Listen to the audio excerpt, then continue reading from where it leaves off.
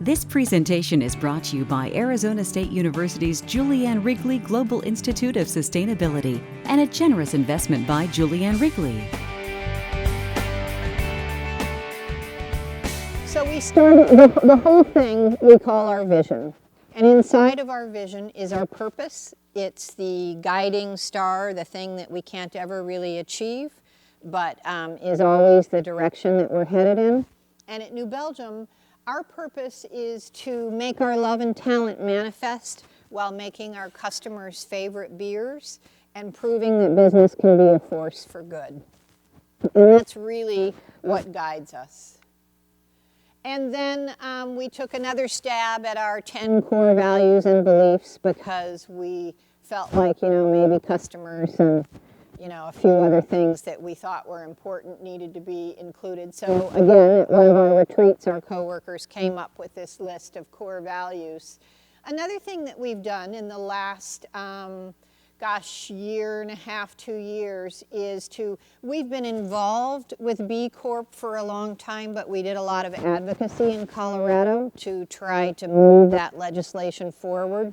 We're still we have not crossed the finish line. The legislation will definitely be enacted, but the Secretary of State has been wrangling with legislators a bit. It's a frustrating story more than anything. But one of the things that did for me as a founding majority selling shareholder was to say, okay, we're going to kind of set up these blocks of things that help the perpetuation of New Belgium to happen in a multi-generational way that's consistent with our ethos and consistent with what matters to us. And I think we'll be talking a little bit about B Corp in the Q&A section, but suffice to say, B Corp is a way that boards of directors can make sure that they're taking into account a broad array of stakeholders. So that's the planet, it's the communities where we do business, it's our coworkers, it's our customers, and it's also our share value, our shareholders, who also happen to be our coworkers. So that's been a really helpful tool for us in our evolution going forward. We've also made sure, I said that all of our coworkers can see where we're going. All of this is very transparent. We have this process of working through the strategy with all of our coworkers every year. And so the thing we've learned about that is getting one language, which is why I told you what our vision is, what our purpose is. Our core values, of course, are how we're going to behave as we're carrying out our purpose. Our mission is the thing that we're going to do over a particular band of time that really is a stretch goal for us.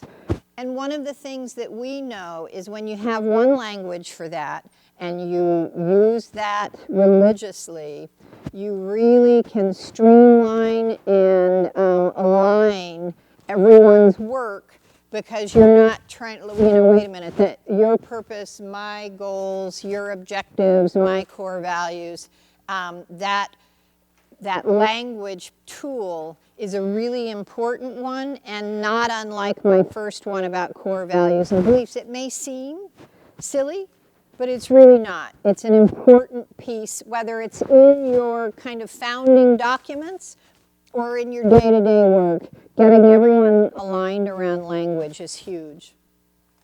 I want to talk now about, I'm going to move a little bit into environmental things and also into leadership here. This is our first brew house. Is there a pointer on here? No, okay. So you see up in the upper left-hand corner that thing that looks like a galvanized trash can. That's because that's a galvanized trash can from Ace Hardware. So inside of that galvanized trash can is a copper loop.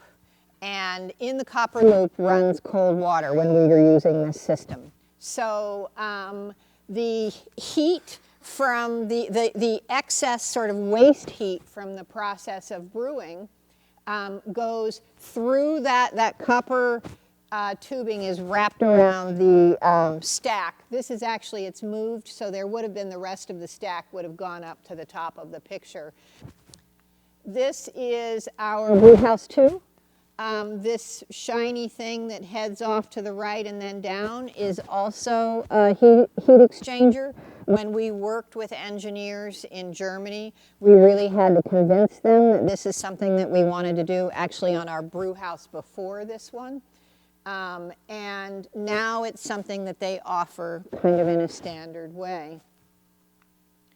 So we're back to our very first brew house here.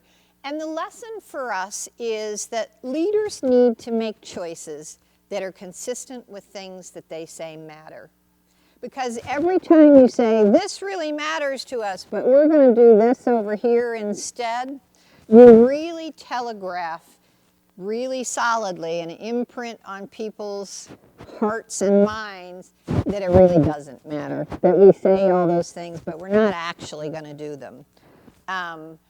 And then it's really difficult to have people have this sense that what we believe and what we do and who we want to be are all pretty congruent. In addition to our heat exchange, we've spent, I was talking with people earlier today, nearly $20 million on an anaerobic process water digestion process. We have 2 of these bubbles, and essentially what happens is the process water, this is brewing process water, not black or brown water, that goes to the anaerobic digester.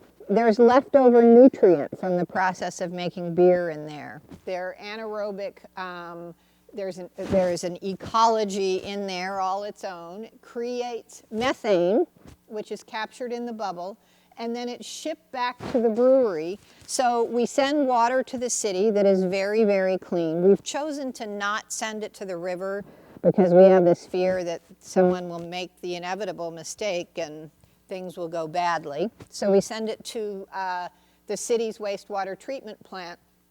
But we're able to power about almost 20% of our thermal and electrical energy from this process of capturing our processed wastewater and extracting the nutrients out of that, which I can sort of geek out on these things, but I think that's a really elegant solution. This is a big Ray Anderson thing. Anytime that you can take the whatever is sort of waste from the last process and use it in the next thing, that's a really elegant solution. So we're pretty excited about that.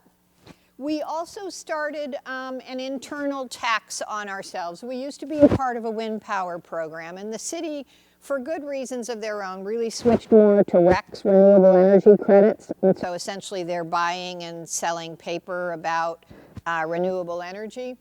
And we just thought, we weren't sure the quality of that was really with the intent that we wanted. So we take the money that we would have spent on that, which is a surcharge of about 1/3 the total cost of the energy. And we save it until we have enough. And then we put up a bunch of solar panels in this particular case. And so this is the largest privately owned array in Colorado. And we decided about a month ago that we're going to put up another one on another building. That project will be starting sometime soon. So we were going along ad hoc doing these things because we liked it and they were fun.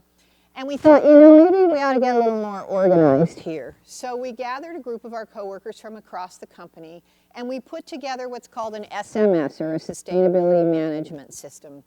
And we looked at, what are the big problems in the world, and what are the big problems in brewing, and what are the big problems at New Belgium, and kind of narrowed all of that down to give us a sense. We'd already picked the low-hanging fruit, and we wanted to really sort of understand across the brewery, broadly through our coworkers' eyes, where the other issues were. We did this in 2007. We've done it every other year since. And we published it as soon as we got the study back on our website, because we wanted our brethren in the craft brewing industry or other people who might be interested to be able to learn from some of the things that we did. And then we did a life cycle assessment of a 6-pack of fat tire so that we could really understand the carbon impact of that. And we published that as well on our website for, again, the same reason. And we talk about that a lot at industry events. So then another thing happened, which was we realized we could really free ourselves up to admit that we had gone this far, but there was this far to go. And so, we kind of decided we were going to just say, yeah, we have an impact in the work that we do. And here are the things we've done, and we still have so much more to do. And the lesson here is that there's always more to do. It's always a process. There's not an end to this, whether it's with our coworkers or communities or the work we're doing to mitigate our impact or work we're doing with, up and downstream in our supply chain. This really freed us up.